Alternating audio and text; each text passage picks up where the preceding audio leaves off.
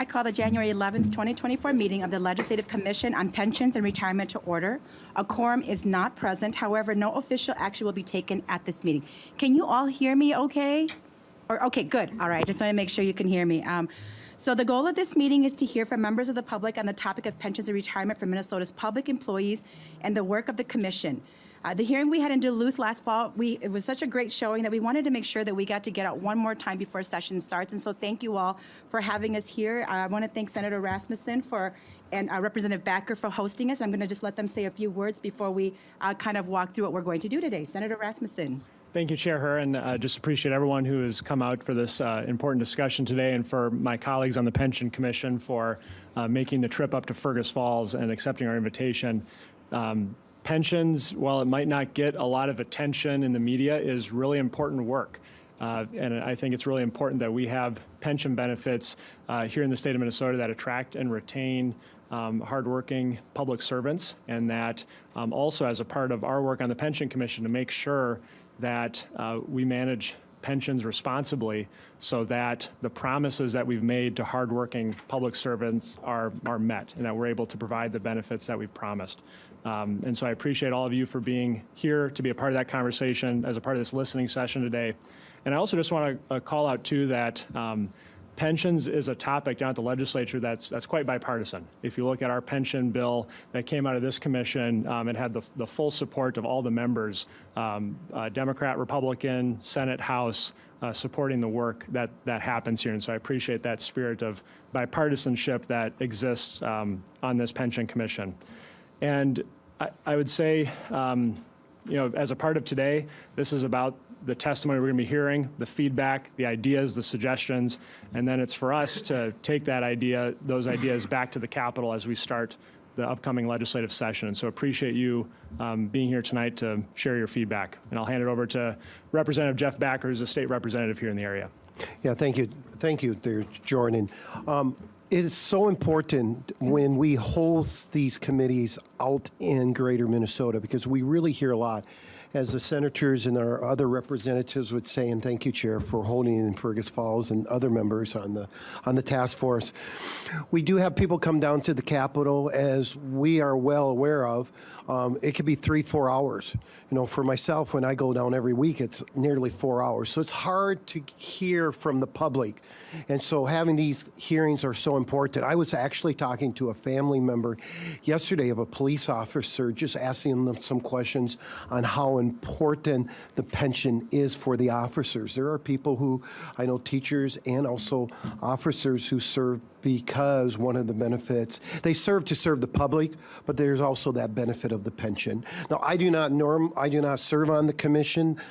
Graciously, they asked me to sit up here, and so I just want to let you know I'm learning, because as the senator said, there is a lot of bipartisan, and the more information we get from our public servants, we can take that down in our committees. Just a side note, EMS does not have this type of pension concern. We just don't, as Senator Seeberger, and that's something actually Jordan, Judy, and I are serving on a separate committee with EMS, possibly an incentive that we're looking for to retain EMS personnel. So this is another reason this is so important to me. So thank you. Thank you, Chair, and thank you, members. Thank you, Representative Backer and Senator Rasmussen. I just want to point out, there's 3 seats up here. Late students come and you get to sit in the front. It's like when you come to church and you're late on Sunday, you have to sit up in the front pews. But if for any of those, there's our seats here, so please fill in. And that way you don't have to stand the whole time. Don't be shy. Yeah, come on in. Yep, there's 3 seats up here still.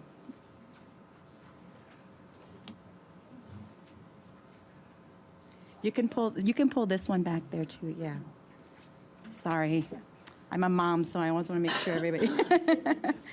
And so with that, I just want to let everyone know that we did bring some materials, that we have some handouts that our LCPR staff provided, and they are available at the back of the room if you didn't get one already. There's a sheet of our legislative wins that we had last year, and what we passed. And I just want to point out, maybe for those who might not have been to other hearings or been to the listening session, last year was a phenomenal year for the Pension Commission. We had the largest target we were ever given, $600 million, and we made sure that that went to everybody. And as best as we could to allocate that, it was not, it was a lot of money, but we also understood that it was one-time money, and we weren't able to do some of the structural changes that we would have loved to be able to do to support pensions. But with what we had and what we were working with, we did the best that we could with it, with all of your input.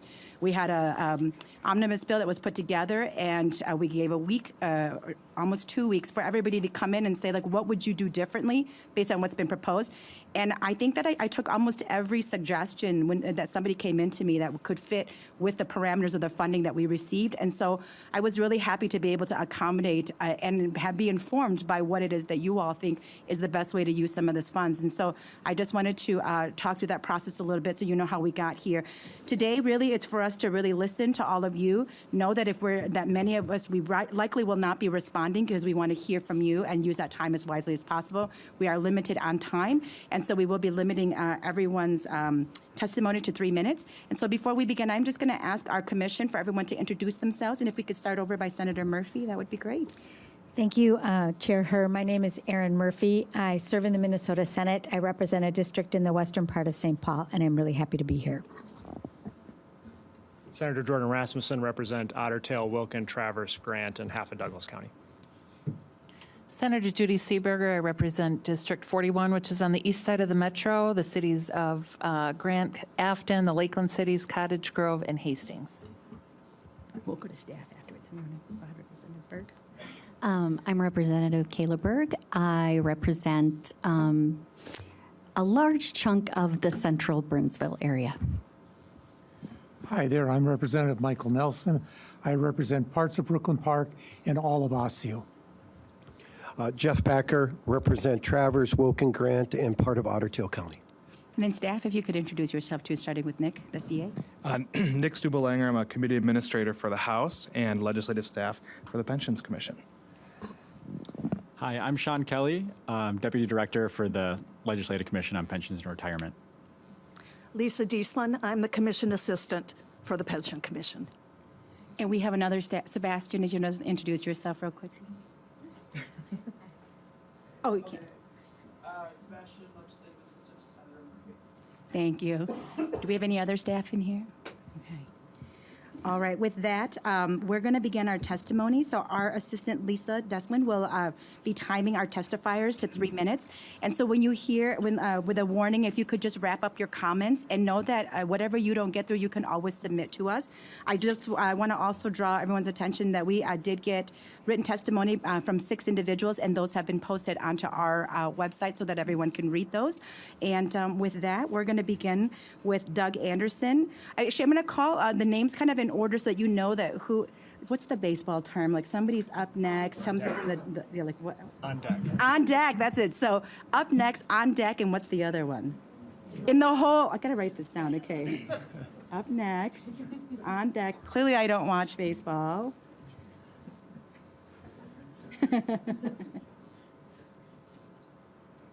Okay, so Doug Anderson is up next. We have Kyle Bergen that will be on deck, and then Barry Fitzgibbons is in the hole. So with that, go ahead.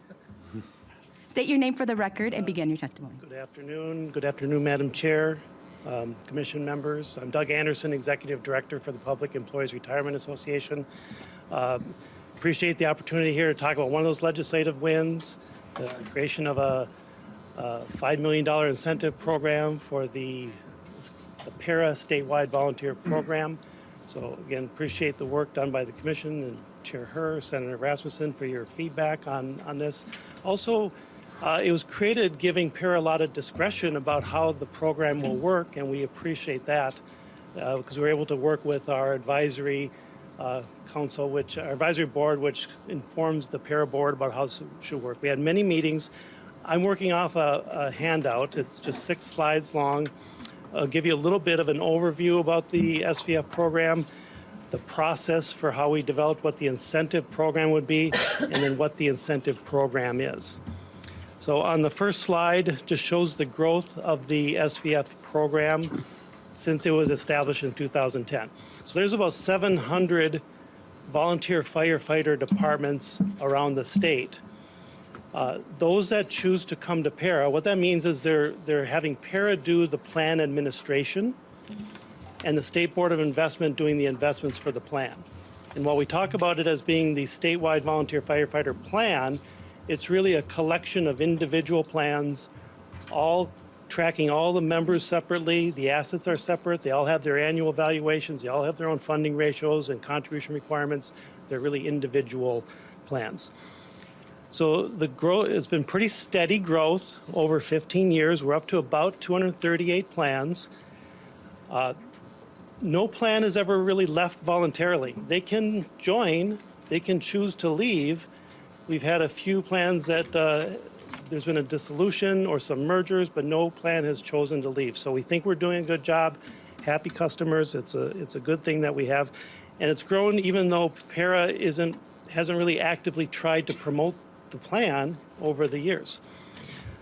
But we do think the incentive program is going to result in a big bump here, a big bump in membership, which is great.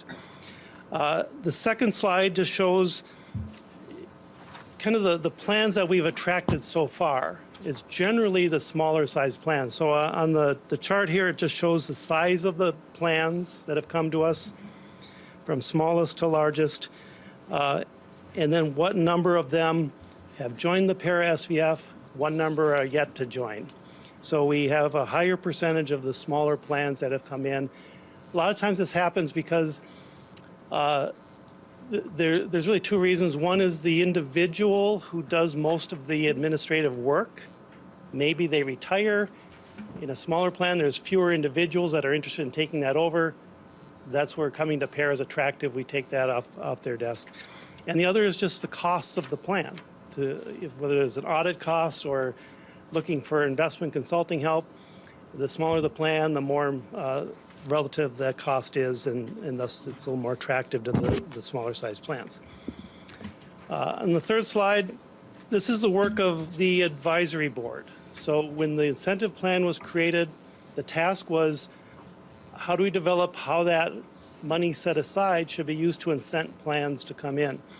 And things that we talked about was that success of the program we felt would be determined more by the number of plans that it helps move in, not necessarily by the number of members.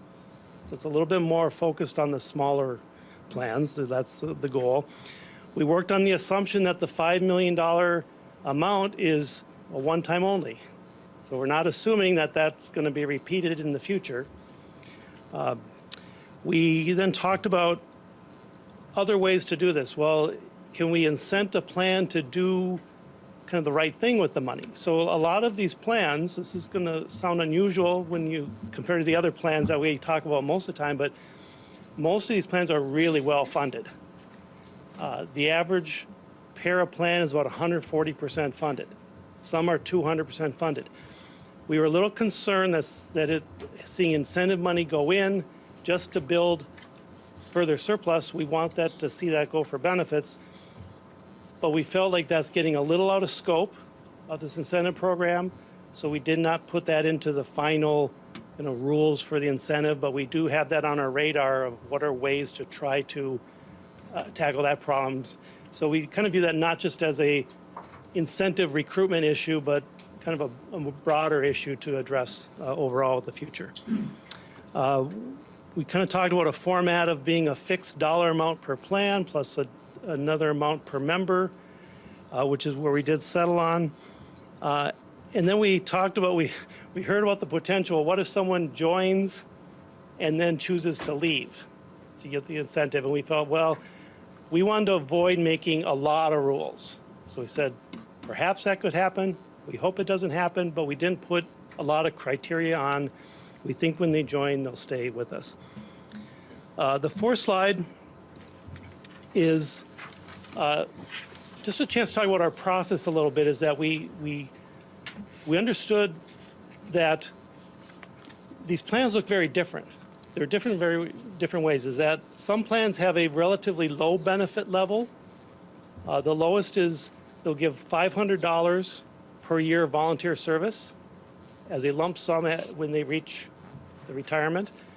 Some have $10,000 a year per year of service. So an incentive can look very different to a small group with a low benefit as compared to a large group with a big benefit. And so this is just us showing the math, saying, well, if you convert a certain formula, if we start with a $10,000 per plan plus $1,000 per member, there's going to be some plans that's going to be very attractive, some plans that's not going to move the needle for them, and some we're not quite sure. And we did that.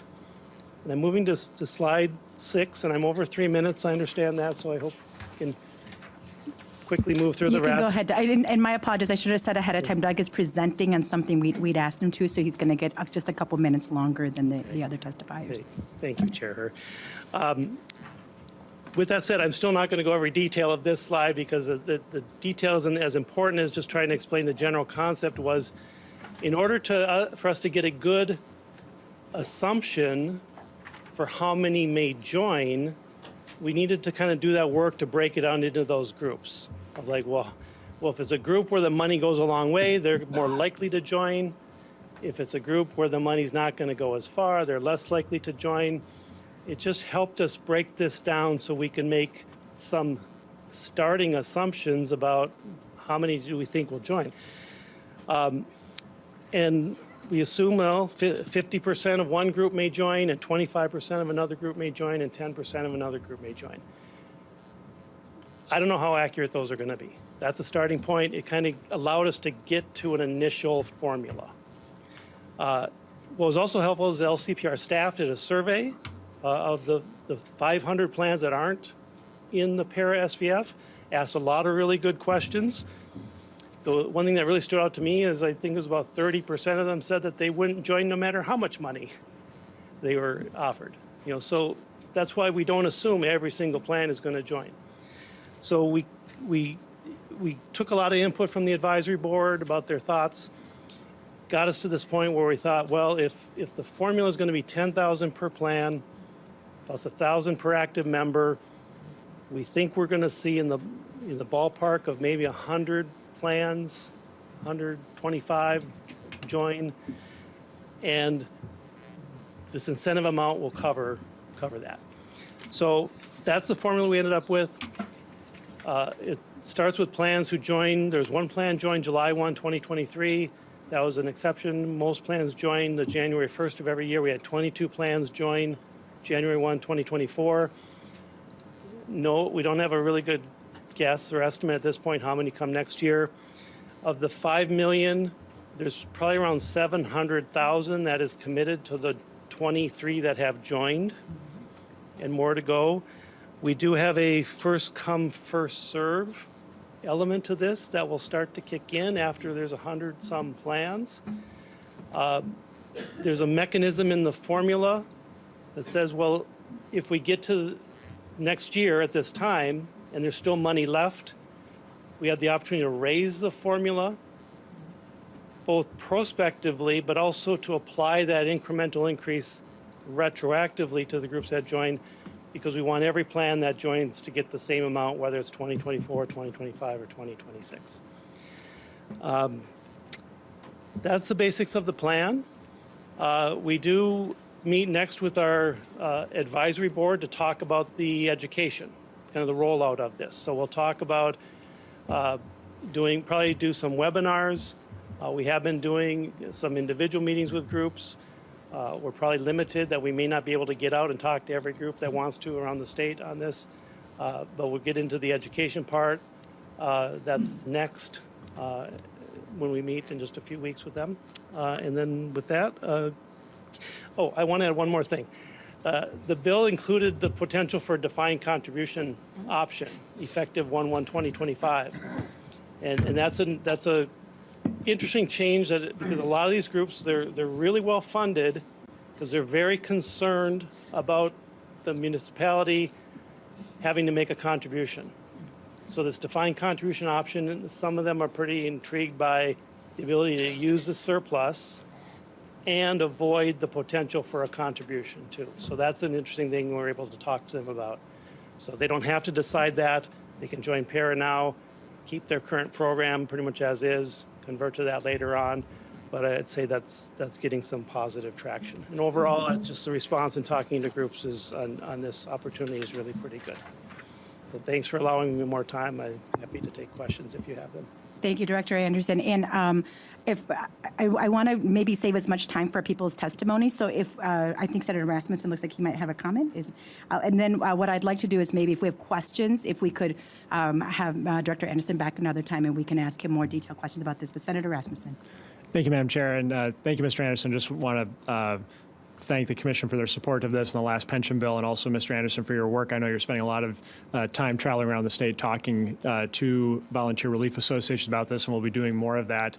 And just wanted to give a local example. We have a local relief association that's a part of this first cohort that'll be joining and getting the incentive, and they have about 30 members, and the incentive will be at least about $40,000 going into their volunteer relief association, and as a part of that, they were also able to increase their benefit to those volunteer firefighters, and especially as we know the challenges, especially in this area of attracting and retaining volunteer firefighters, I'm hoping that'll be a helpful tool to continue to do that. And the feedback I get from the firefighters is that, the reason they got into that work and as a volunteer firefighter wasn't to run a pension fund. It was to serve the community, and hopefully this will help them be able to focus on that.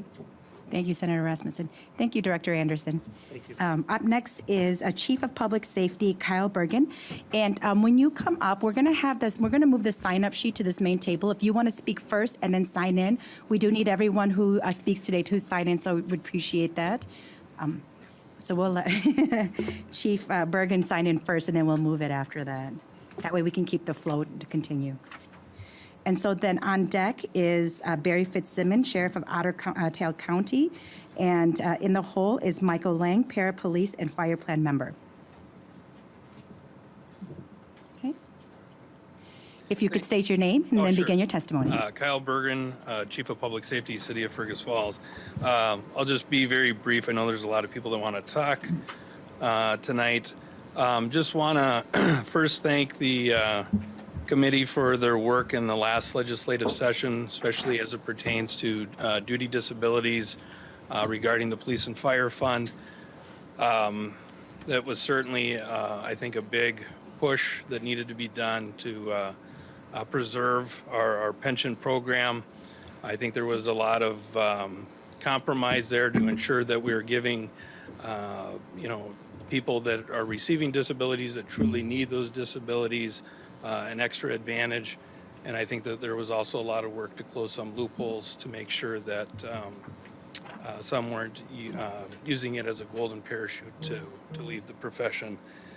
I just want to say, too, that, just having a healthy pension is very important for recruiting and retaining both police and firefighters. I've been in the profession for almost 30 years. It was one of those key things that got people interested in the profession and then also kept them there. And as you're well aware, we're certainly struggling both in the police and fire service, trying to recruit and retain good members. And I just think it's very important that we continue the work to make sure that the pension fund stays healthy. The last thing that I'll say in regards to the duty disabilities, I hope that you continue your work in that area. I think a lot of good work was done, as I said last session, but I think we need to continue the work, especially as it relates to how we define a disabled member. Currently, you're either disabled or you're not.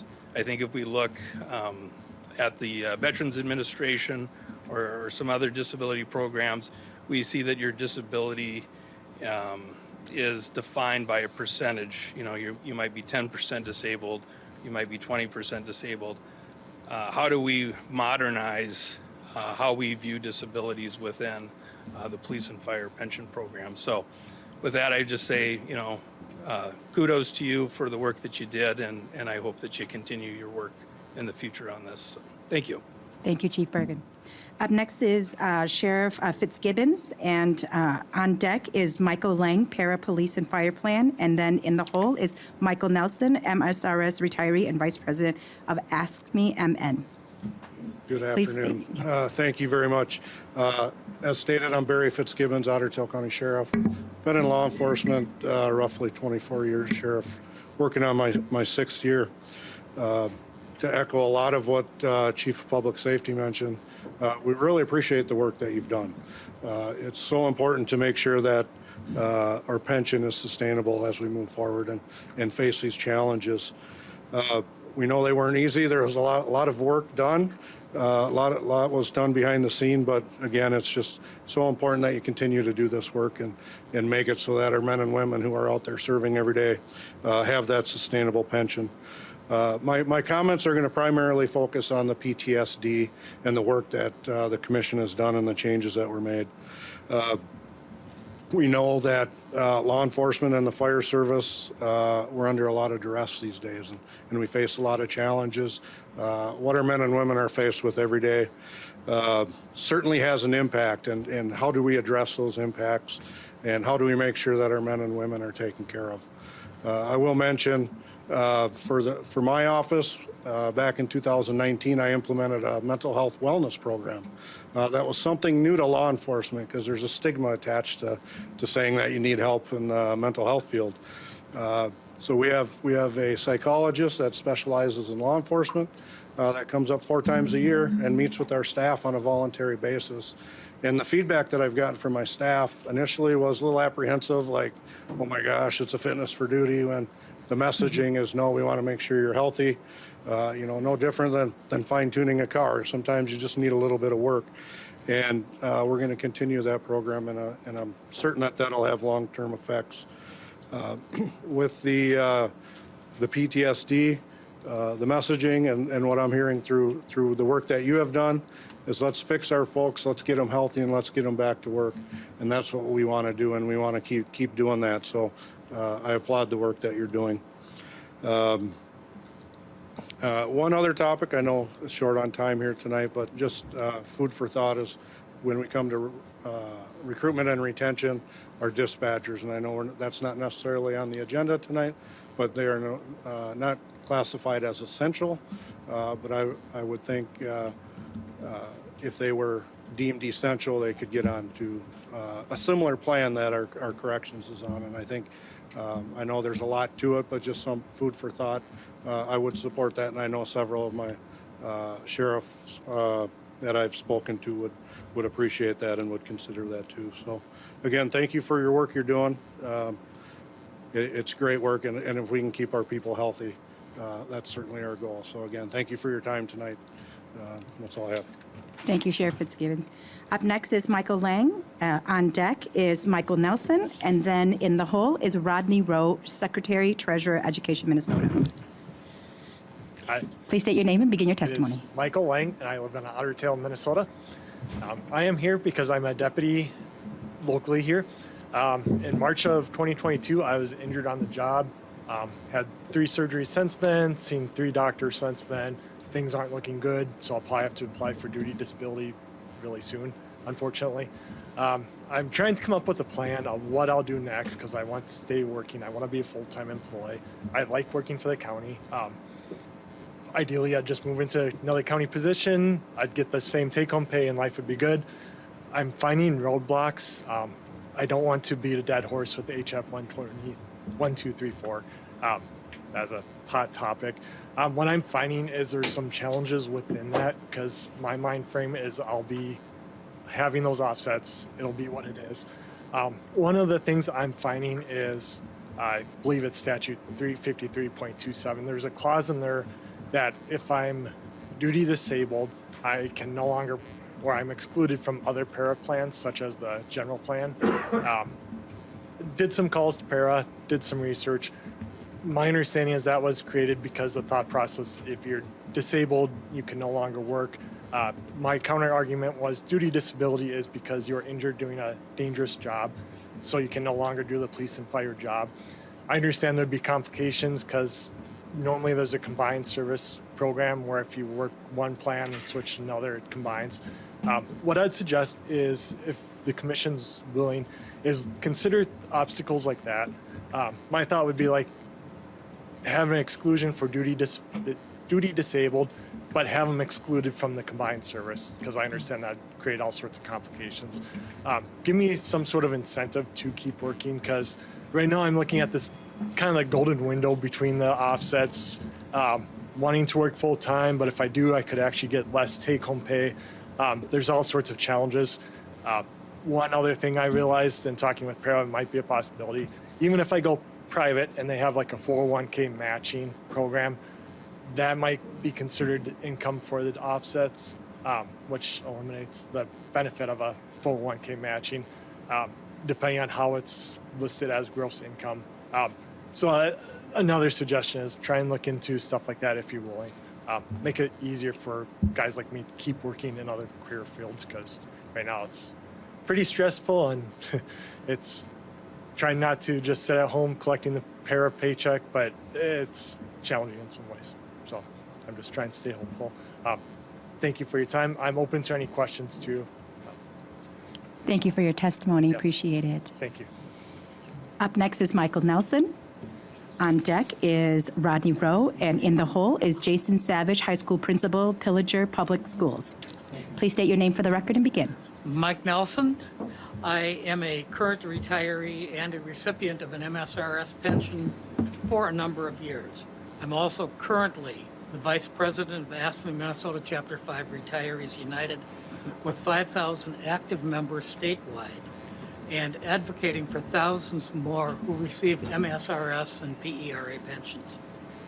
AFSCME recently polled both active and retired AFSCME members about their needs in future pension decisions.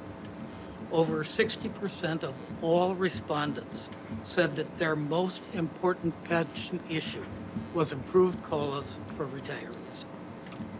As we've previously noted in past testimony, the primary purpose of Minnesota's post-retirement adjustments is to mitigate the loss of purchasing power of the retirement benefits due to inflation.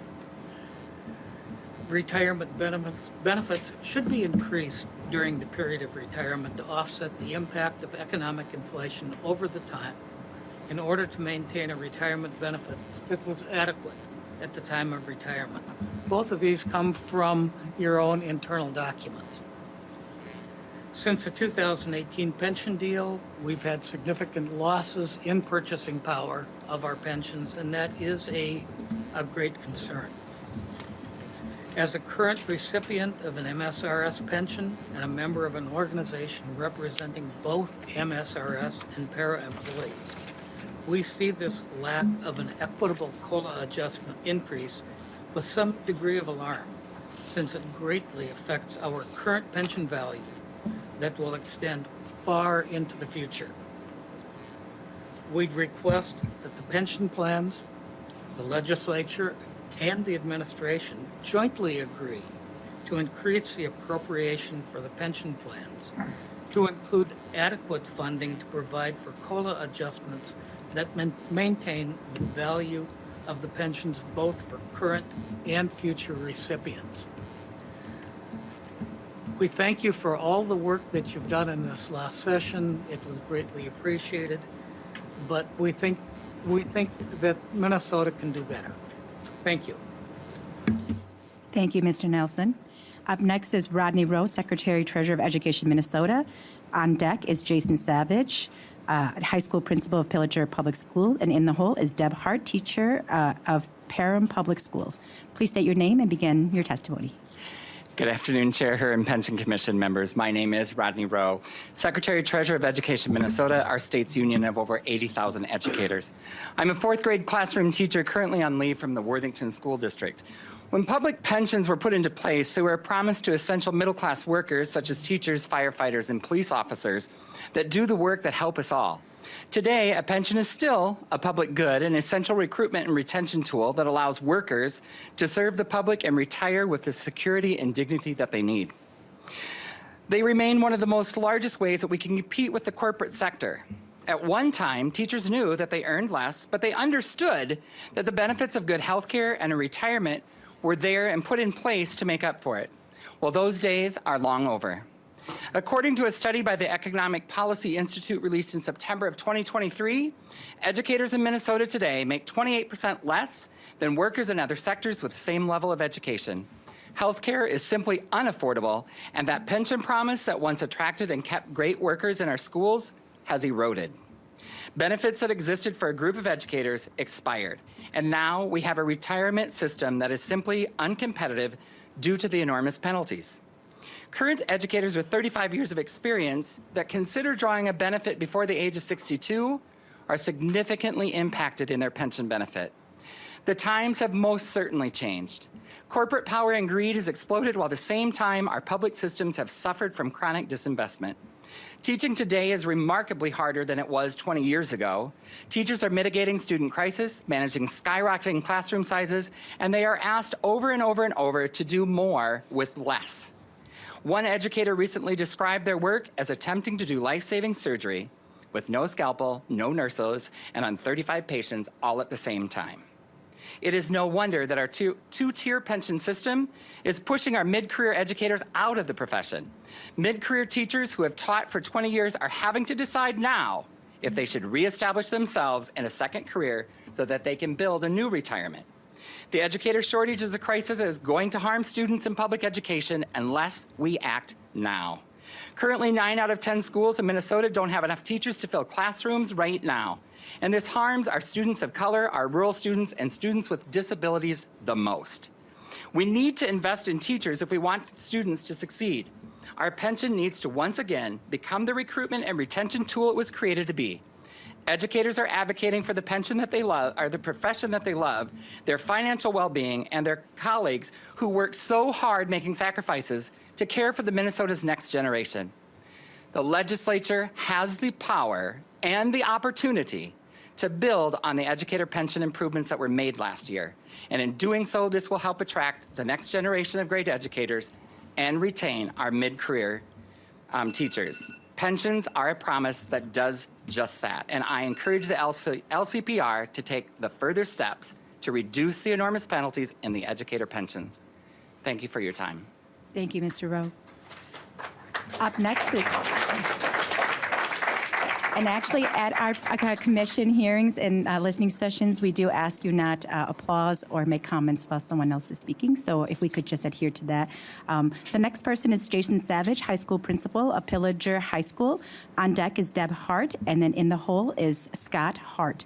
Please state your name for the record and begin. Jason Savage, I'm the high school principal at Pillager. In Pillager, Minnesota. Thanks for coming to Fergus Falls today, and thanks for volunteering your time to work on pensions. The information I'm going to give you tonight is biased. I'm part of this deal. Okay, I'm a Tier 2 educator. So when I'm looking at things, I'm looking at it through a Tier 2 lens. Everybody in here has a bias on this. Okay, they're Tier 1, they're Tier 2. Okay, we have, in 1989, somebody in their infinite wisdom decided to put two groups together in the same thing, have completely different benefits, completely different retirement ages, but guess what? You're going to pay the exact same amount. Okay, and actually, if you're on the lesser side, you're going to pay more over time because guess what? The contribution rates have increased. All right, so as we go into this and you're Tier 1 or Tier 2, all right, here's the other great part, is our TRA executive director is Tier 1. He is personally invested in this plan, okay, on the upper end of it, all right? He represents us every time he speaks individually with legislators. He gets to speak individually with each one of you. He gets to teach you about TRA. He's a great guy. He's honest, okay? But he's biased. He is personally invested in this plan, okay? That is not a great idea when you're trying to come up with something fair. And we wonder why nothing's been done in 34 years for Tier 2 teachers. Oh, I misspoke, okay? In 2012 and 13, we had some things happen for Tier 2 teachers. Okay, when I came into 12-13, all right, here's what happened. If I was going to retire at, let's say, 56 years old, before 2012, 2013, I would have gotten 62% of my full pension. Okay, after that, I know I'm going to get 38% of my full pension. Okay, at 60 years old, which in the education world is past the average in the nation. Okay, in Minnesota, you would have gotten 74% of your pension, but now after 2012 and 2013, okay, you're going to get about 58% of your pension. All right? This is wrong. It's wrong on so many levels. No, when you look at other states don't have a penalized threshold. Okay? We get to 62 and we're still going to get a 15% penalty. And this is where I can talk about the bias stats, when we're a little biased. You'll hear from the TRA staff about our 1.9 factor every year. That is absolutely mythical. It doesn't exist unless you can get to 65 years old. Because every time you get penalized, that's coming down. So in my figuring, and again, don't figure it out yourself, at 62, you're going to get less than a 1.6. Less than the person who, from tier 1 that could retire at 55, you're going to get less of a multiplier than they got. You're going to work an extra 7 years, but you're going to get less of a multiplier. I want you to seriously think about that. Think about what the message that sends to tier 2. All right? And again, yeah, tier 1, they're going to be concerned about COLAs, preserving the fund. Why? They've got a really nice plan. Okay? Tier 2, please, God, help us with our plan. Okay? I am a high school principal. I have a lot of really great teachers. I am blessed with a wonderful staff. Okay? At 65, I do not want to see any of them in the classroom. In fact, the grand majority will not be effective for the last 2 to 3 years of that, for sure. Okay? Teaching, being a principal, chasing kids, okay? Working with mental health takes a lot of energy. Put yourself with 30 kids every single day. Walk yourself to 65. But do not tell me we're going to get a 1.9 factor, okay? Because that Principal Savage, if you is could a wrap myth. up your comments, that'd be great. Thank you. I want to thank you guys very much. And again, thank you for coming to Fergus. It's a very nice place, all right? Appreciate it. Thank you, Principal Savage. And sorry, our time, we were having issues with the timer, and so my apologies. Up next is Deb Hart, teacher at Pelham Public Schools. On deck is Scott Hart, science teacher at Henning Public Schools. And in the hole is Joanne Orpin. If I say your name incorrectly, please just excuse me on that. If you could just then come and state your name and begin your testimony, that would be great. Thank you so much. Hello, my name is Deb Hart, and I've been a teacher for the past 32 years, and I want to thank you for the opportunity to speak today. The topic of my speech today is centered around the word insanity. I will be honest, in the first 30 years of teaching, I was oblivious to what our pension system was in Minnesota. I naively trusted that it was being taken care of. Only because of a small group of teachers organizing a Facebook group that has grown from just a few to now 19,000 did I begin to realize the inequities and misinformation of my promised pension. As the information began to spread, more and more teachers had begun to realize we've been duped. The promise of a pension we thought would follow a career of lifelong work is just a fallacy. These benefits teachers thought were part of their contract packages were in fact not benefits at all. TRA is a forced deduction from our salaries. We are given no choice in the matter. No one asked us if we would rather take our own TRA money or the so-called benefit of the school district and invest it in our own investment portfolio. Instead, the money, both our own money and the district benefit, is held hostage until we turn 66 or now 65, unless we choose to be severely penalized by taking our retirement at the same age as our counterparts who were hired prior to an arbitrary date of June 30th, 1989. Promising a benefit to teachers and then penalizing that benefit at an outlandish rate fits in the category of insanity. Why weren't we given a choice to invest our money and the district contribution as we saw fit? We would have undoubtedly come out ahead. According to a quote by Albert Einstein, insanity is continuing to do the same thing over and over and expecting different results. Standing up for ourselves in this fight for pension reforms, including doing some of the same things over and over. These measures, which I now would call insane because they haven't really worked, included emailing, calling, a blizzard of snail mail, phone calls to TRA members, union leaders, legislators, contacting the governor, all with little or no results. We have heard comments such as our hands are tied, budgets are made by the governor. The budget amounts coming down from the governor may be true, but the part about your hands being tied is not. You are our elected representatives. You have power, contacts, and talking points. You can bring our concerns to the powers that be and make them listen. Please stop this insanity and untie our hands. Work with us on solutions to bring back the value to teachers, both old and young alike.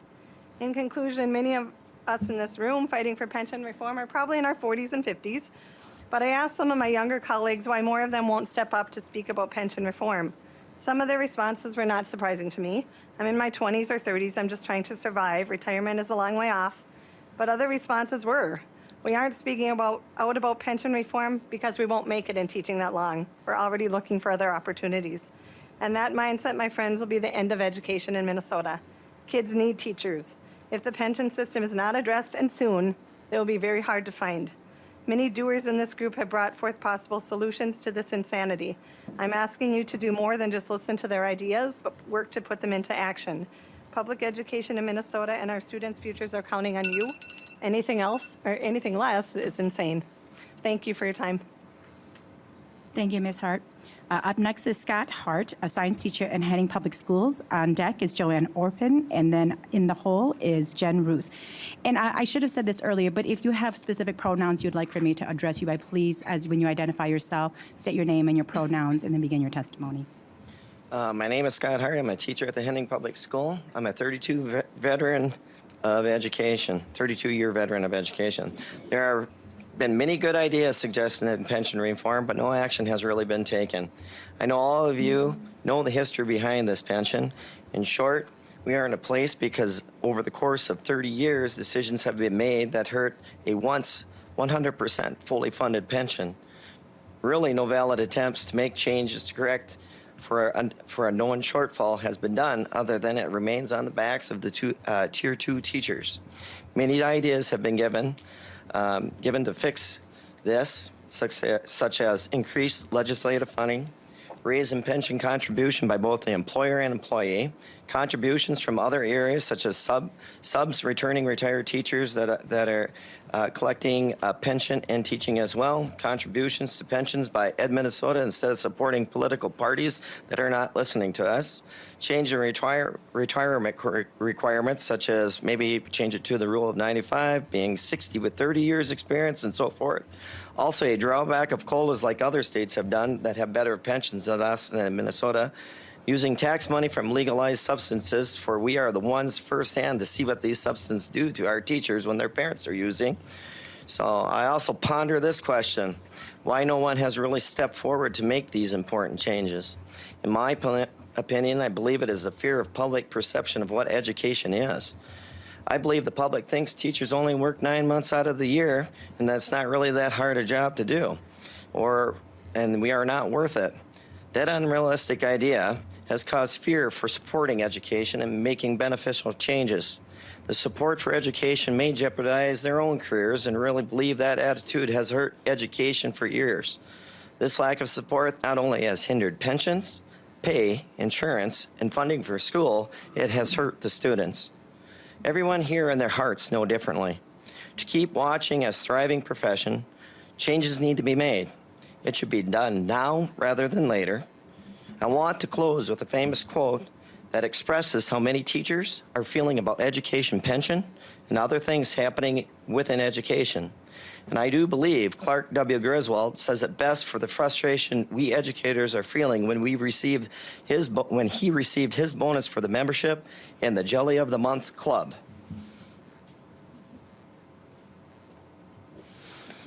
It is cheap, lying, no good, rotten, four-flesh, low-life, snake-licking, dirt-eating, inbred, overstuffed, ignorant, blood-sucking, dog-kissing, brainless, hopeless, heartless, fat bug, bug-eyed, stiff-legged, spiny-lipped, worm-headed sack of monkey crap this is. Hallelujah. Where's the Tylenol? Thank you for your time. Thank you, Mr. Hart. Up next is Joanne Orpin, teacher at Battle Lake Public Schools. On deck is Jen Roos, and in the hole is Wes Tessman. Please state your name for the record and begin your testimony. My name is Joanne Orpin, and I'm the band director and 4th through 8th grade general music teacher in Battle Lake. This is my 35th year as a teacher. Yes, that means I started teaching in 1989 and just missed the rule of 90. Many of my friends from college are now retired and drawing from 100% of their TRA pension funds. If I begin drawing this year, I will get less than half. I did not have any options regarding how much money I had to invest or where my money would be invested. It was withheld, and I trusted that it would be there for me when I was ready to retire. Instead, much of my money is going to fund Tier 1 retirements, and I'm supposed to grin and bear it.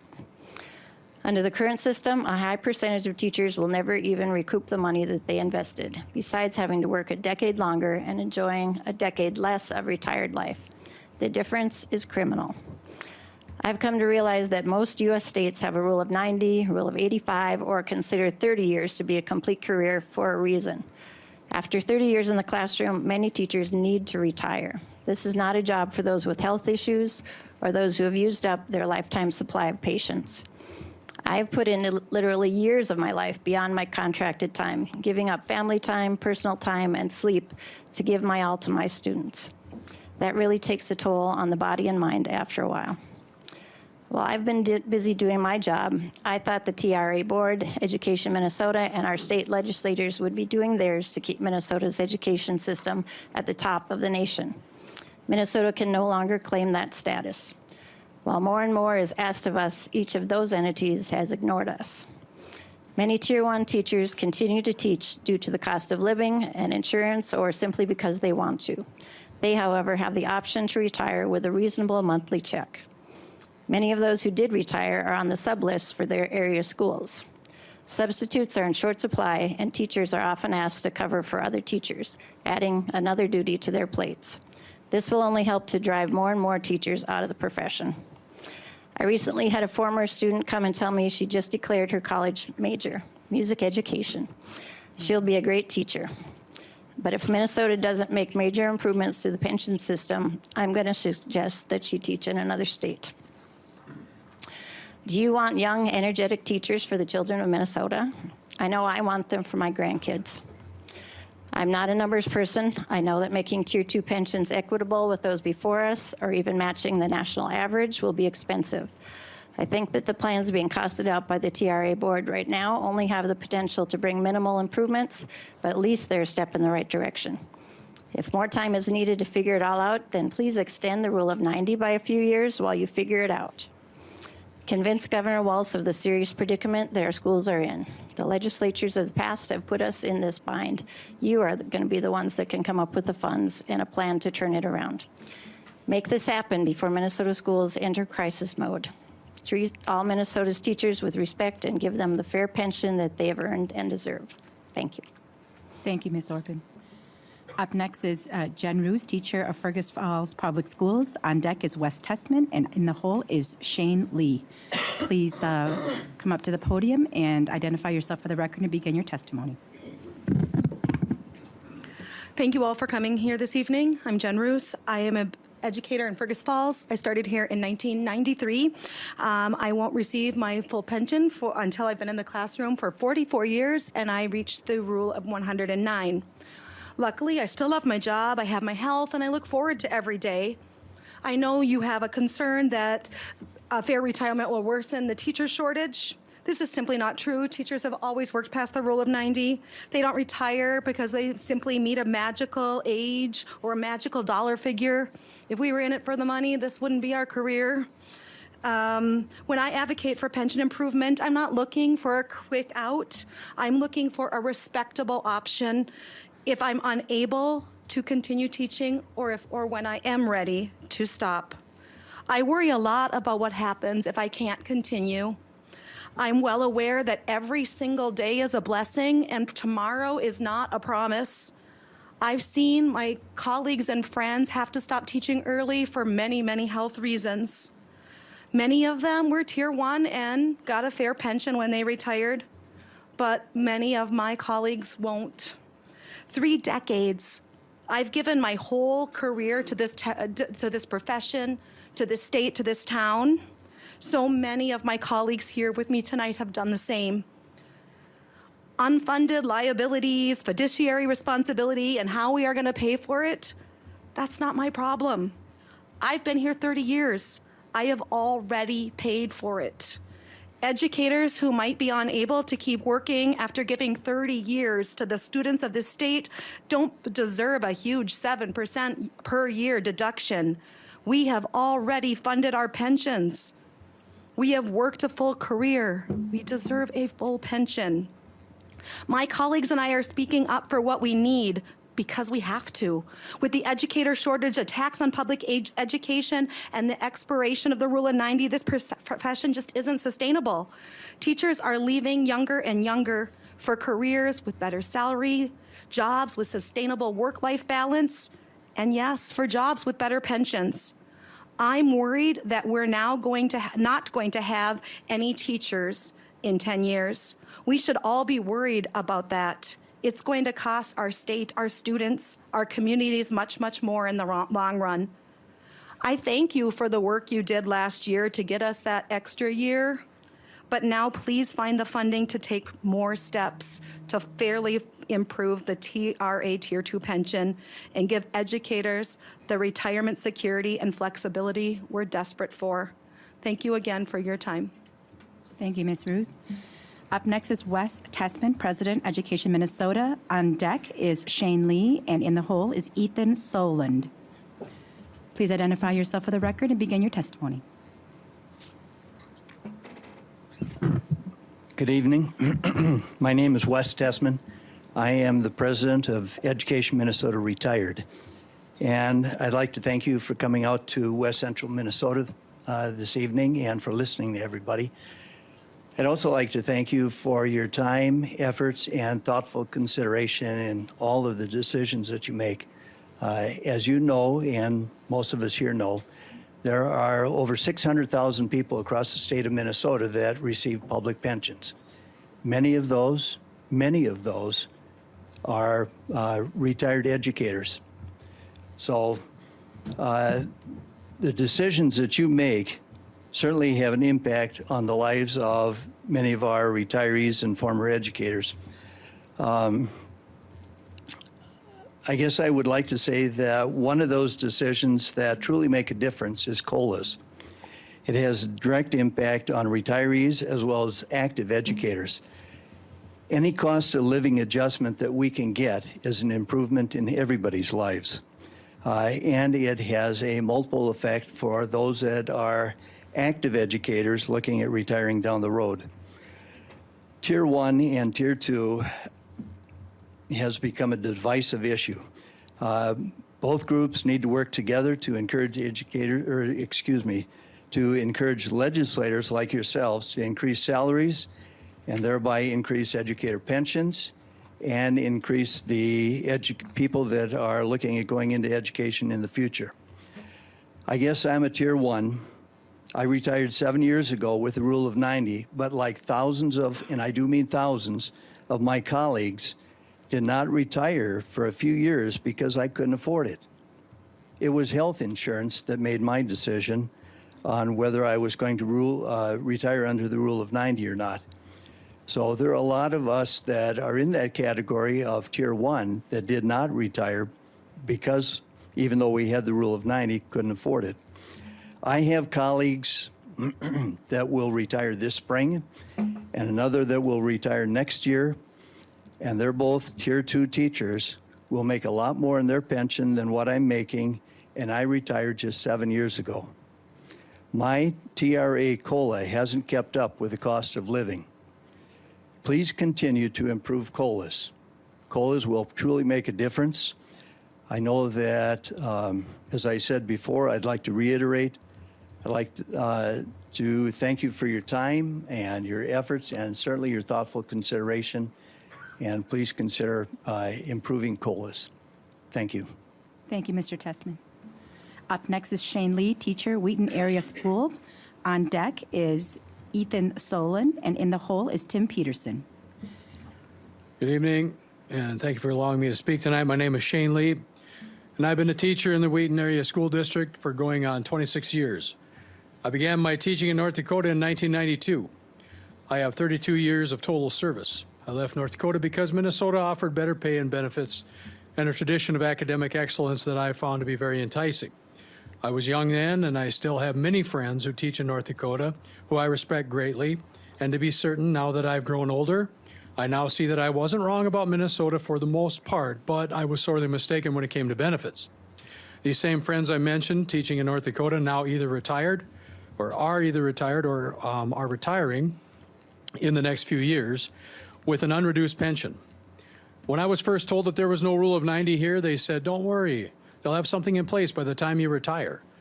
Now, I realized that we were given a small break last session, and I also realized that to some, it may look like I'm asking for something like special treatment, but in reality, what I am asking for is equity. Prior to 1989, there was indeed the aforementioned rule of 90, and teachers were given the option to retire after putting in their 30 or so years, allowing them to still have enough energy to stay active in the school districts as substitutes and volunteers, etc. It allowed them to pursue other interests. It was seen as gratitude for time served and a job well done. However, this was determined to be unsustainable without finding funding somewhere. So what happened? An arbitrary line was drawn, and from 1989 on, teachers would work much longer and contribute more to the fund. Sounds like a solution. However, COLA still needed to be paid to those who had already qualified for rule of 90. Why not continue to have current teachers bear this burden as well? What looks good on paper doesn't take into account the effect it has on people. Fewer and fewer young people are as idealistic as we were at that age. Unfortunately, now young people see us or see how we're often treated and say outright, I could never do what you do. They've opted for work in the private sector. Some that do begin teaching decide it's not worth it and they leave. Many like me are in it for the long haul, mostly because we still believe, but also, as in my case, because there isn't a choice. I never had enough money to put into a 401k or a 403b on top of my mandatory TRA pension contribution. If TRA had been optional, I imagine many of us may have invested elsewhere. In addition, I'm among those whose start date falls between 1989 and 2006. So not only do I incur stiff penalties for attempting to retire any time before 66, but my multiplier is also reduced by 1.7%, or reduced to 1.7% between those years. Another effort to try solve the issue that fell on the backs of Tier 2 teachers. We have sent thousands of emails, we've protested, we've come to our representatives' offices and pleaded our case. We've called, we've written. I have my local representative's number in my phone, and he texts me Happy Thanksgiving and Merry Christmas. He never texts me, hey, good news on pension reform. I know that you know what the problem is and where it lies. I know you know this isn't fair and equitable. I know you know that the solution isn't to continue to squeeze Tier 2 teachers. I know you know that our days are full, and that the decisions that you make concerning curriculum and discipline many times only make things more difficult for us. I know that you know that adding classes without teachers to teach them and other unfunded mandates hangs teachers and districts out to dry.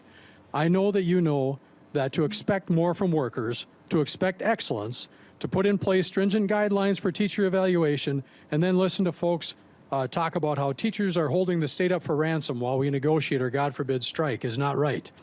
We hear all the time about the importance of the impact of a teacher over curriculum in a child's life. Our superintendent begins every year by reminding us this. Once before I actually retire, I'd like to see that sentiment rather than hear it. In closing, money can always be found for any pet project. Last session was evidence of that. Please prioritize teachers this time. It's time to prove to us that we are actually as valued as we hear people say that we are. The time is now to find a solution to rectify an error that was not our responsibility, or not that we are not responsible for, and please do not ask us what we think we should do about it. And I actually had a legislator ask me that last year. She asked me where I thought the money should be taken from to fix this. More guilt trip. I am tired of it, and I'm not alone. I do my job to the best of my ability, and then some, every single day, and have committed myself to my district, community, and my students. The solution to teacher pension reform lies solely in our legislators, and please, please fix it. Thank you for allowing me to speak. Thank you, Mr. Lee. Up next is Ethan Soland, social studies teacher at Fergus Falls High School, and on deck is Tim Peterson. Please identify yourself for the record and begin. Good evening. My name is Ethan Soland, and I'm a social studies teacher here at Fergus Falls High School. First of all, thanks a lot for coming to listen to us tonight. Just being here, I think, is a step in the right direction. Over Christmas break, I had the chance to speak to one of my college teaching buddies. He told me he was leaving the profession. He just couldn't do it anymore. Through our conversation, he told me about the stress and the heavy workload he could no longer uphold. We spoke about the growing demands of educators and how teaching is harder now than it's ever been before. And finally, he said something that stuck with me since. He said, if our pension was fixed, I'd think twice about leaving. There's just no light at the end of the tunnel. It echoed the same thoughts I've heard from so many of my colleagues, and sadly, it echoes my own. Now in my 19th year of teaching, I'm questioning whether my future in education is one I should remain in. As every other teacher will tell you, it hasn't gotten easier with age. I remember when I first started teaching, my senior colleagues would tell me, hey, just stick with it on those tough days. It's going to be worth it in the end. A fair pension, a great retirement is waiting for you. Little did I know then, but this retirement they spoke so highly of would only be a dream for us Tier 2 educators. It's not lost on anyone in this room that there's a teacher shortage. Ask any HR department in the state, they will tell you the difficulties in filling these positions. Fergus Falls alone needed to fill 15% of its certified staff just this last year, many of whom left to go to other careers or to teach in a different state. I graduated high school with 13 students who decided to go into education. Only 6 of us remain, most leaving the profession in the middle of their careers in just the last few years. This has become what's most alarming to me, the number of teachers leaving mid-career. Dedicated, passionate, amazing teachers leaving early. I speak for many when I say our pension needs to be a powerful retention tool to keep our brightest and best in the classroom. In today's climate, when it's easier to leave than ever before, we need our pensions to be strong, equitable, and attractive enough for teachers to stay. Pensions need to be that light at the end of the tunnel. There's no easy problems that come before you. If there was an easy solution, it'd be solved long before it arrived in your office. I know this because my grandpa served in the Minnesota legislature too. He was a small-town Republican legislator working to represent the rural interests in Minnesota. I was fortunate to grow up and live with him, and he became a big part of my life. I had a front row seat to his nightly conversations on business and politics and life. And as I reflect back on those nights, I remember fondly the stories of his time in office, how his eyes sparkled when he spoke of the duty and the responsibility to the people he had in his district, how passionate he was about being the voice for others. Tonight, I simply ask for you to do the same. Be our voice. When pension legislation comes across your desk, I ask you to champion the voices and the testimonies you hear. Remember our faces. Remember our stories, remember our passion. Instead of passing the buck to the next group that comes down the line, like others have done to you, be that stopgate. When others turn to tactics to divide, I urge you to seek creative bipartisan solutions to fix the inequality that exists in the teacher retirement system. These problems aren't easy, but with some grit, some perseverance, we can all make this happen. Thank you very much for your time. Thank you, Mr. Solon. And our last person who signed up is Tim Peterson. And after he's a sixth grade teacher at Hawley Public Schools. And after Mr. Peterson finishes, we will open it up to those who might not have signed up ahead of time to also share their thoughts. So if you could identify yourself for the record, begin. Sure. My name's Tim Peterson. I teach in Hawley, Minnesota. I was born and raised and educated in Minnesota. I'm currently in my 30th year of teaching. I grew up in a family of educators. My siblings became teachers and administrators. And the truth of the matter is, I should not have to be here today testifying about how a TRA has failed Minnesota teachers that were hired after 1990. But here I am, and I'm not going away until it gets fixed. I understood the impact of the Rule of 90 as I began my career, and I thought it'd be there for me too. It was easy for me to accept all of the new mandates sent my way as a teacher when I knew there was a retirement program that would allow me to teach for 35 years or so and then retire without having to find another job to supplement my retirement. During the past decade, I have made many attempts to contact and educate legislators about the lack of a replacement plan for the Rule of 90, including Representatives Paul Marquardt, Jim Joy, Governor Walz, and many others on the TRA boards and committees that all make decisions regarding potential reforms for the pensions. I was told, it's not time to panic. There will be something in place when the time comes. Or I received absolute silence as a reply. Over that same time, I have seen TRA add others from pension programs that were once separate, but who have had to join to avoid the insolvency of their own pension programs. I know without a doubt that the apathy by current teachers toward this pension reform issue is the direct result of a lack of promotion by TRA and admin of action regarding our retirement program, and their lack of leadership in lobbying and legislating for a replacement of the Rule of 90. And that has led us to this moment, a moment where teachers are just plain tired. Tired of being told that their retirement programs will be taken care of, only to find out that it is absolutely not the case. Tired of seeing session after session in the legislature come and go without any significant changes. And most importantly, tired of being put in a position where fellow teachers have been able to retire at age 57, while those of us who have no choice but to remain teaching are facing increased contributions, longer careers before our discounts, read penalties, are zeroed out, and the constant moving of the goalposts further down the road, which is causing quality educators to simply leave the profession. My superintendent's back to school message for the teachers this fall was to make sure we didn't let stuff slide. My challenge to you who make these decisions about TRA is the same. This lack of reform slid far enough. It needs to change. For as long as I can remember, Minnesota has been taking enormous pride in being the state of education. I challenge you to look around us. Compare our programs to Iowa, Wisconsin, South Dakota, North Dakota. Their programs put us to shame.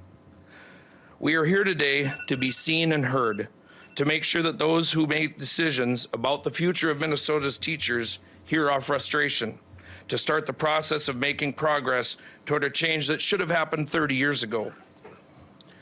The careers and retirement benefits of almost 88,000 present-day educators in Minnesota and those that come after us depend on all of us now to start by speaking out, sharing, and advocating for what is equitable, and most importantly, what is right for our teachers. Thank you. Thank you, Mr. Peterson. At this time, we do have a little bit of time left, and I would invite anyone who did not sign up ahead of time, if they'd like to testify, if you could stand, just line up behind the microphone. And if we have a couple of minutes left at the end, I would love to open it up for members to ask questions. So if you testified today and somebody might have a question, if you please, stay and so that we can ask questions as well. Mr. Rice, I know you wanted to testify, right? I could, but if there's some other people here, I can do it another time.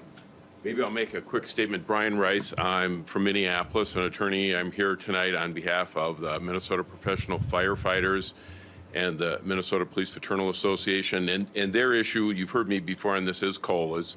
There was an LCPR study that was done in 2020 that showed not only, it assumed a 2.5% inflation increase, it showed literally every plan across the state, police, fire, state employees, local employees, TRA employees losing to inflation once they're retired. And especially the last 3 years, we saw 7% inflation, 8%. They just wrapped up 23 and it was 3.4%. So there's a dire need there. And I know last session, and for the members here, Representative Chair Her did a phenomenal job with the legislature last year, bringing in over $500 million in funds to work on this, but a lot more needs to be done.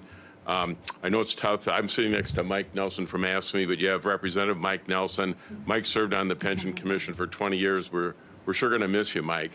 Maybe in this, you've done a great job. Mike was a Taft-Hartley member of building trades, so he understood pensions better than many people, and he's given a lot of wisdom here.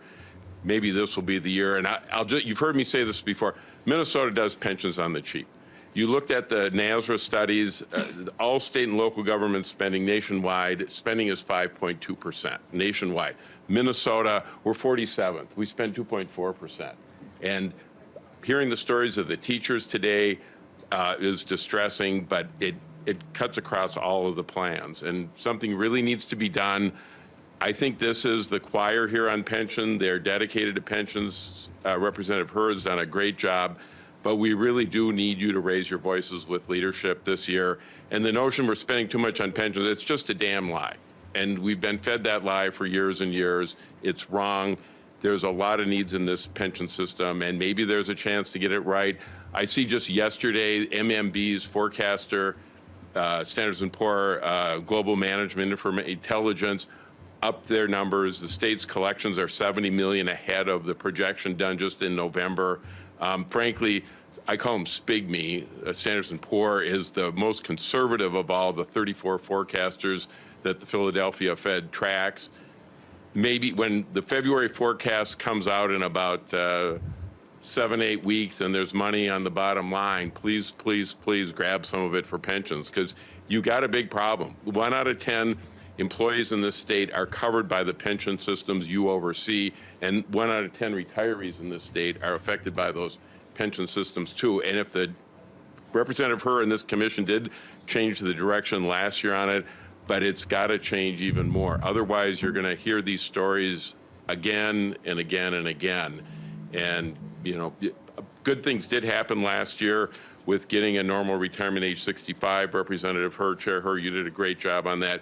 You did a lot for our retirees on the basic plans, and so I don't want to seem ungrateful at all. We are very grateful, but we dug ourselves into a big hole, and I'll raise my hand too for digging that hole, but we got to find a way out. And I just lastly, thank you so much for coming to this beautiful community, these council chambers, and letting these people testify. I was last year in 1976, I was working for then U.S. Senator Hubert Humphrey, and he had a parade. I don't know if they still do the annual summer parade along the road here, but the town looks better now than it did then. Thank you. Thank you, Mr. Rice. At this time, I would like to, is there anybody else you'd like to testify? Please come up to the podium and state your name for the record.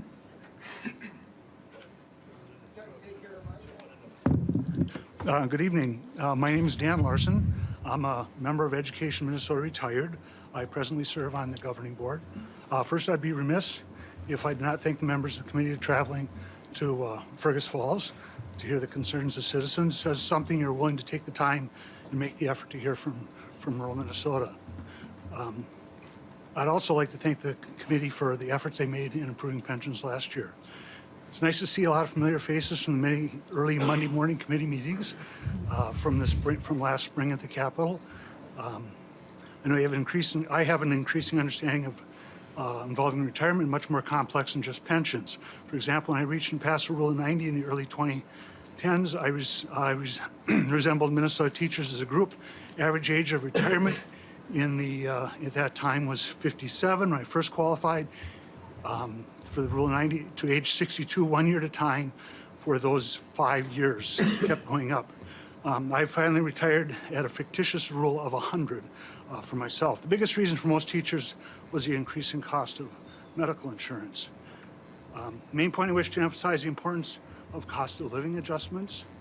COLAs for TRA recipients and other retirees will help all who retire and all those who will retire.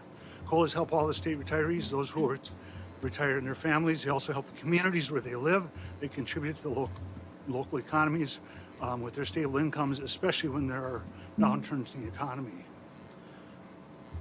COLAs are especially important going forward because the state retirees agreed to limit their COLA increases in 2018 to stabilize retirement funds. The maximum for TRA only reaches 1.5% in 2028. It was stated and understood by the committee and others that this would need to be looked at again if conditions changed. There were very low inflation rates at that time. That has certainly changed. The improved state budget certainly changed. It's now appropriate for the COLAs to be increased.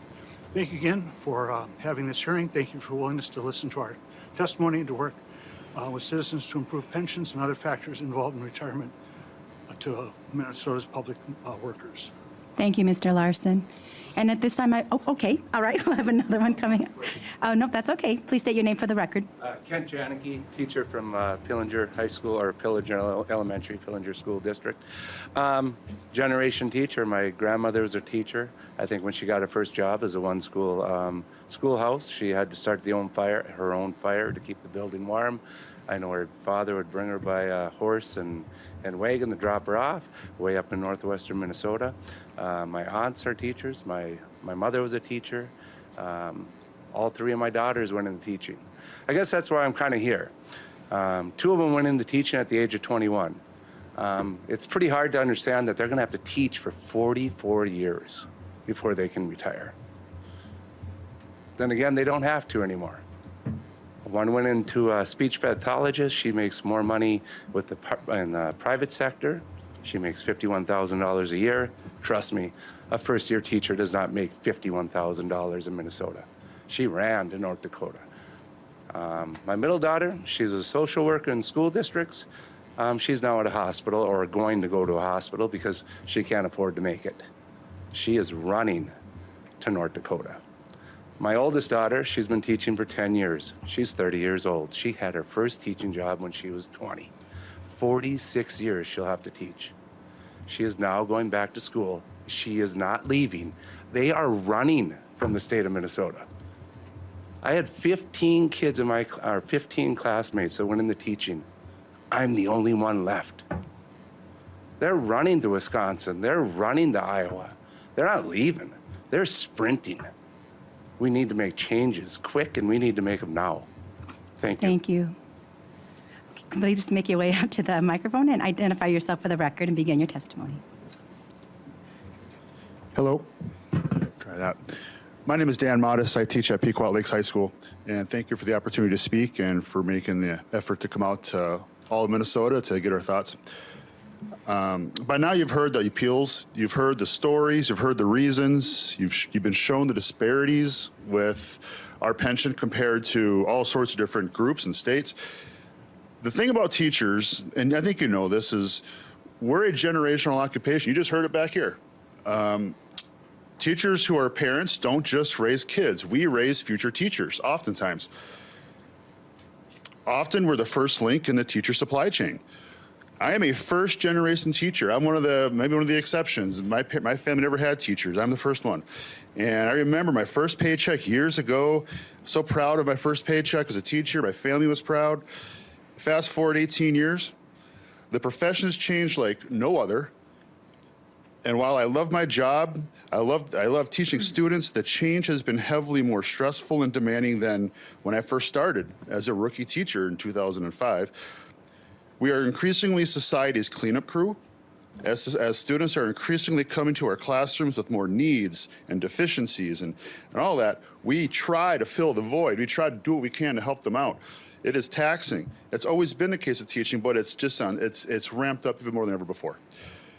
It's not just teaching. An increased workload has been met with diminished wages, stature, and benefits. You've heard that all night. While this commission can't solve all those issues, it can surely help reverse one of them. Reforming our pensions to meet those of surrounding states and those of our teacher mentors who retired before 1989 should be one such action taken. Fast forward 18, I'm sorry, I'm off a little bit. Okay.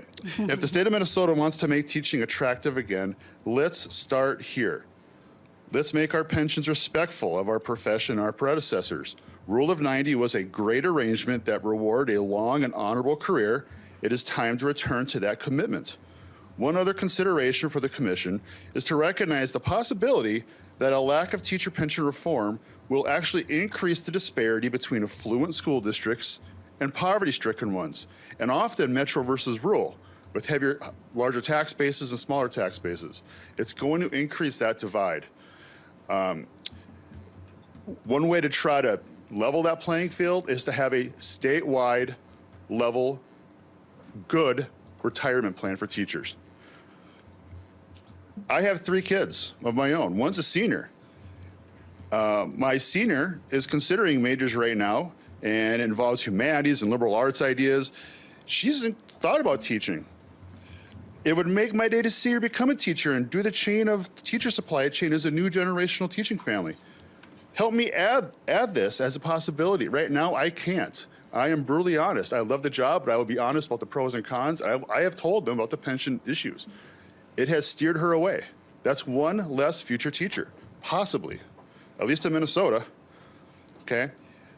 I heard it today, the recognition on the commission of the need for not just teachers, other groups who are looking for pensions, and the need for EMS to attract people into first responders. I heard it. We need to make it attractive. That applies here as well. I teach seniors. One of them wants to be a special ed teacher, which we know is hard to find. And when she talked to me the other day about what's the reality of teaching, I gave her the good and I gave her the real.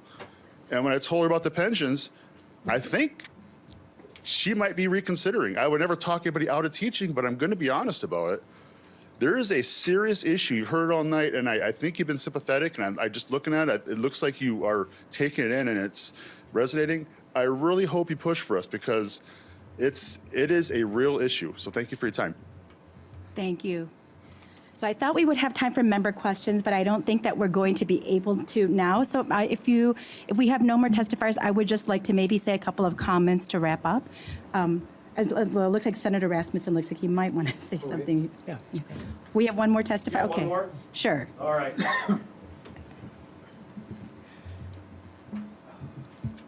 Please state your name for the record and then begin your testimony, and remember to sign in on that sheet. All right, I'm Rob Elliott. I'm from Detroit Lakes High School, Tier 2 teacher, of course, and I'm here. I feel like one of my students coming up here, they can put on the spot. You know you should say something, but you don't know what you should say, right? Let me tell you about my last week, right? So last year, I had a coworker of mine, came to Detroit Lakes basically the same time I did. He hit the rule of 90, I did not. He retired. He's now in the school, and he's helping. He's in there subbing and covering for other teachers and things of that nature. And I talked to Mike, and Mike tells me, he said, you know, life is good. I've got a great pension and things now, and I feel more energized than ever because I can make the choices about my future. He said, I'm going to be coming in for the next few years, and he said, I'm going to be giving back to the school and things.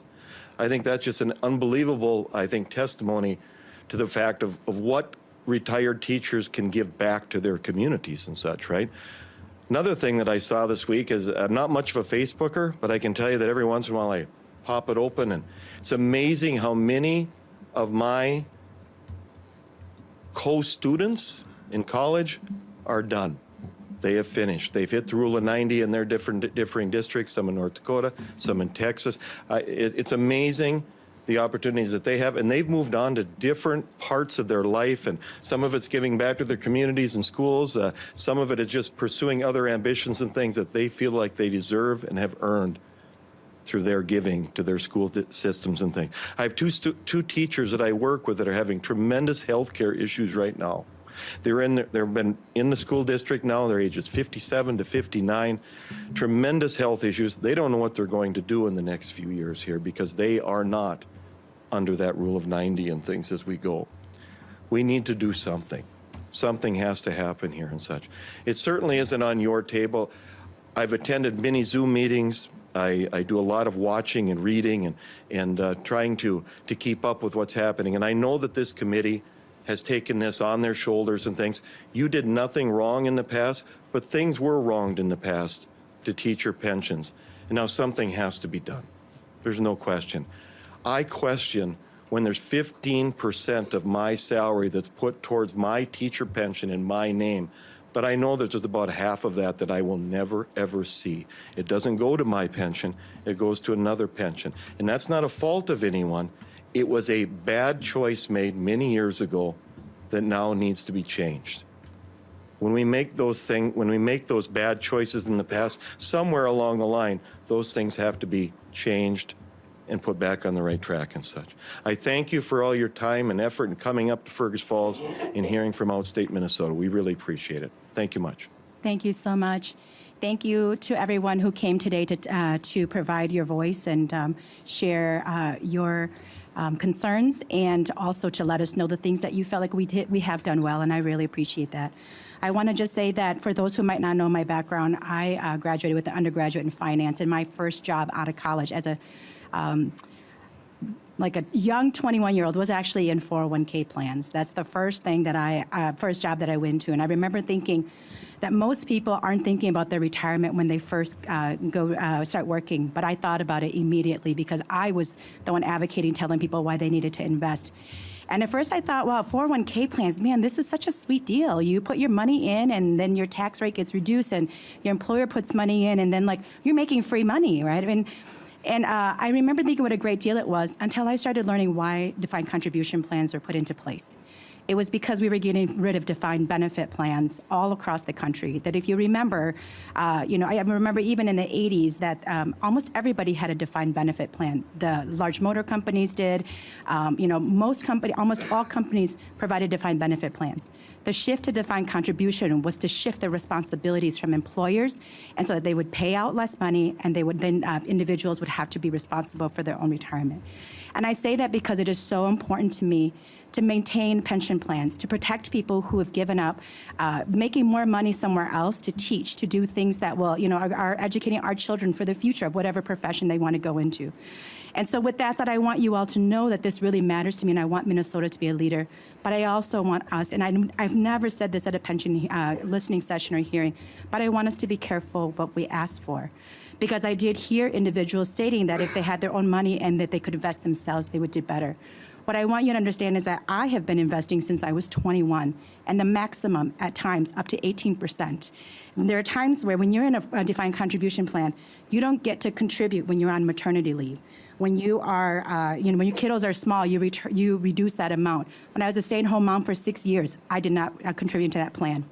And because I was a very savvy investor and because I studied investments, I actually outperformed the market in my investments because I was very smart at doing that. And if I retire at 65, only having a defined contribution plan, and if I only lived at 80 years old, I only get $1,388 a month. And if I live longer, that number actually gets reduced immensely. And I want us to remember that I know that there are ways in which we need to make pension plans better. But understand that in a defined benefit plan, regardless of how long you live, you get the same benefit for as long as you live, whether you live for 10 years or you live until you're 100. And so for us to try to balance and remember that we always want to do right by our pension plans. But I'm not going to retire till 65. My benefit is going to be $1,300 a month, and that I don't want us to go to a defined contribution plan. And so let's be thoughtful about what it is that we say and what we're talking about, because I want to protect this defined benefit plan for all of you long into the future. And what does that mean for us to have a plan that is sustainable so that we can keep this going for all teachers coming into this profession? I want to also say that Brian Rice is a great friend of mine, but he always talks about pension is done in the cheap. He's absolutely right that the spend, we're probably one of the worst in the spend. But we will be doing one particular LCPR hearing on an apples-to-apples comparison, because a pension plan is not one aspect.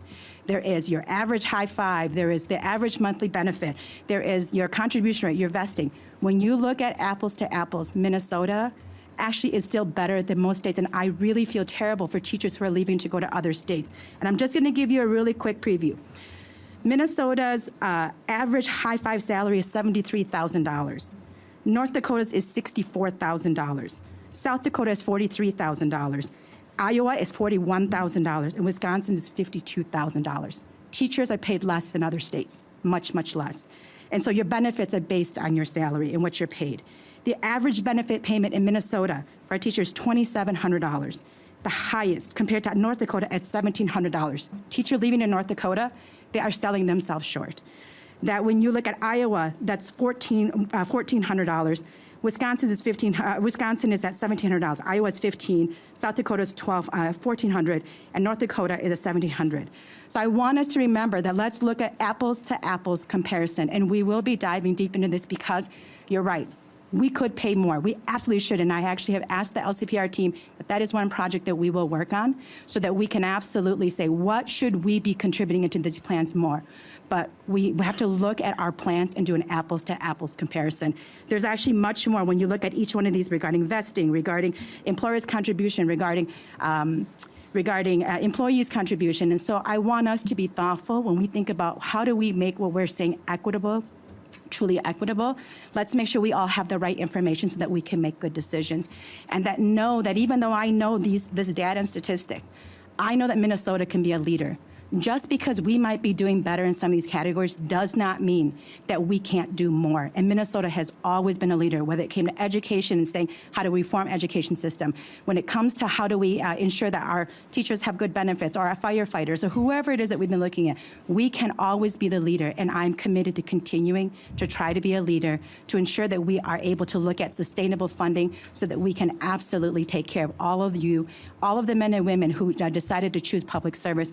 And so I want to thank you all so much. I don't want you to be discouraged by the things that I've said, but I also think that if we do not lay out what we're actually comparing, we might make another wrong decision that will lead us down a path 30 years from now where somebody else is saying, why is it this way? And so I want to thank you all for being here. I will stick around for a little bit if you want to have conversations with me, but I look forward to sharing some of that data that we've pulled together to look at apples to apples comparison of pension plans between Minnesota and its surrounding states. Thank you all so much. Senator Rasmussen. Thank you, Madam Chair. And I just want to express a lot of gratitude to the folks who are here in the room, whether members of law enforcement or educators, for being here and having this important conversation tonight. It was a lot of fun for me to see a lot of teachers who I had in school here today as well. And so I just want to thank you for the impact that you've had on me and on so many other families here in this community and the work that you do.